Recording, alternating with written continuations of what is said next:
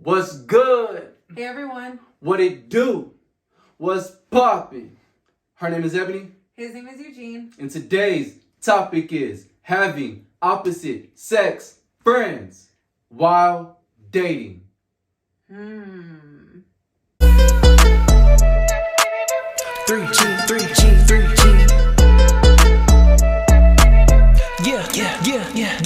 Yeah. I do what I do. I do what I do. You do it through me. 3G. Alright, so before my husband and I got together, I had a lot of guy friends, and I felt as though that I could keep these guy friends in the relationship with my husband because they are just friends and like they're just a homie. And so the longer me and my husband stayed together, that mindset definitely changed. And the reason it changed is because one day, you guys, I'm going into the room and then my husband's phone, it's ringing, and then I see a girl's name on the phone. I'm like, who is this? Because I don't know who this is. But it's okay for me to do it. But anyway, so I pick up the phone and she's like, hello. And I'm like, I didn't even know. I was actually speechless because it really it made me feel some type of way. And so that moment, my perspective on having the opposite sex friend definitely changed. So, from my perspective, I already had the mindset that just wasn't going to work. I already knew from the get-go that I wasn't with it and I wasn't down for it. And the reason for that is, for me personally, I didn't have many girl friends that were strictly just friends. A lot of them we've either dated, there was some kind of connection that was more than just a friendship. And me personally, if I don't know the guys, I don't trust the guys, I don't want to get to know the guys, and I don't want to try to trust the guys. Because in my mind, I'm always thinking like this dude either wants to talk to you, tried to talk to you, has talked to you, or is waiting for us to fall apart so they can continue talking to you. Not saying that's always the case, but that was my mindset, and it hasn't changed too much. And in a lot of cases, that is true. I know personally because a lot of times I was that guy friend as girls were in relationships, and I just knew how I was and how I didn't care and how I didn't change the way I talked to them just because they were in a relationship. And if I did play it cool, it's because I was waiting, for her to say, I'm mad at this person, I'm upset with this person gets on their nerves, so I can be like, man, what's going on? Why is he getting on your nerves? If you was talking to me, you wouldn't have to worry about that. Man, he's so immature. I don't even know why you wasting time with him. You deserve better. You can do better. You are better. And all these different things.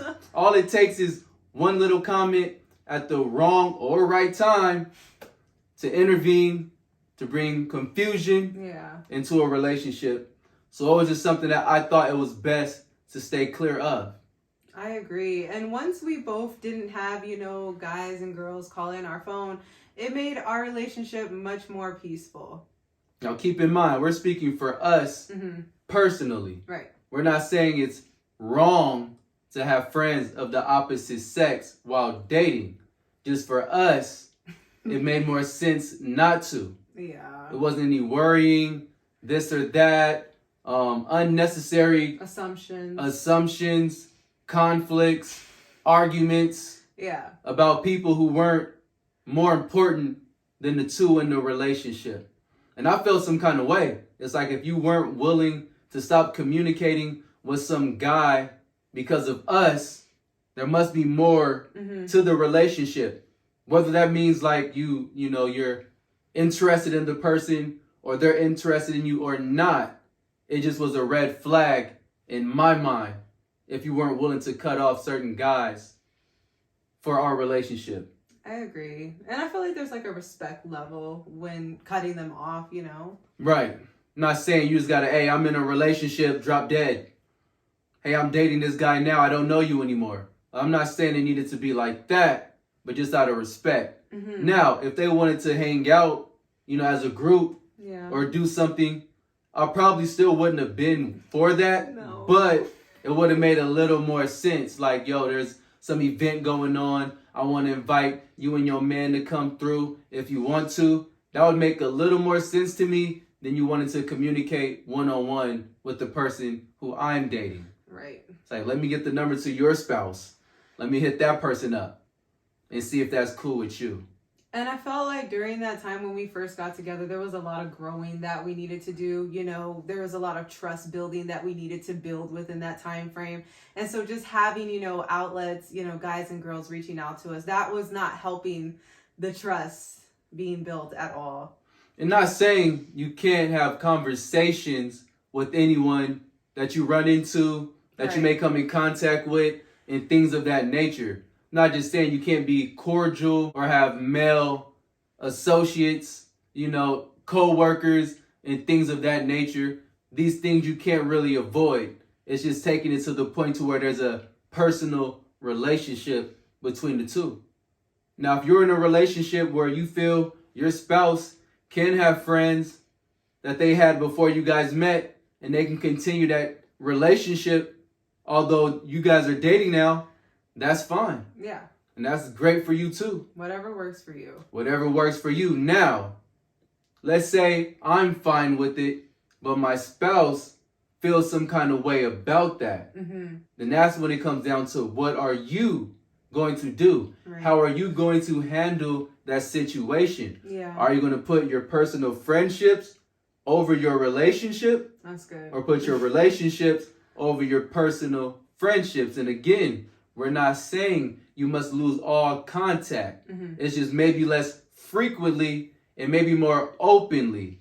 Yes. And less of a private, direct relationship and communication between you two. Right. Because we understand there are certain friends that you've had since you were young. Definitely. Certain family friends. We understand those relationships and those dynamics, and how they work. It's just how you choose to operate within those relationships, but still respecting your relationship with your spouse. And it can be pretty tricky at times. It can be tricky at times.